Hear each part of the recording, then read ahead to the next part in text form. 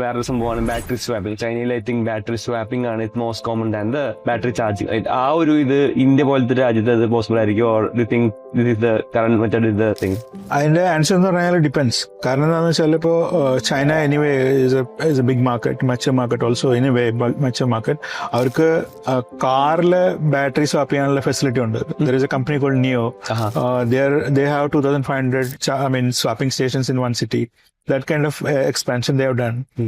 അപ്പോൾ കാറ് നമ്മൾ അതിനകത്ത് കൊണ്ടു നിർത്തി it will automate swapping the battery. You just need to park there.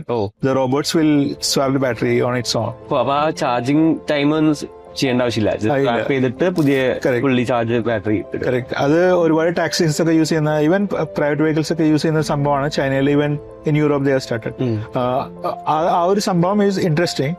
പക്ഷെ എന്താണ് സംഭവം എന്ന് വെച്ചാൽ ആ ഒരു technology for cars we don't have yet, right? അത് but what we have is the same technology for two wheelers, right? So Bangalore പോലത്തെ ഒരു സിറ്റി, അവിടെ ലാസ്റ്റ് മൈൽ ലോജിസ്റ്റിക്സ് എന്ന് പറഞ്ഞാൽ is a big market, right? അപ്പൊ അത് ചെയ്യാനായിട്ട് ബാറ്ററീസ് ഇപ്പൊ നമ്മൾ സ്വാപ്പ് ചെയ്യുന്നതാണ് the best way probably than charging. കാരണം എന്താണെന്ന് വെച്ചാൽ the vehicle cost is very less in that way.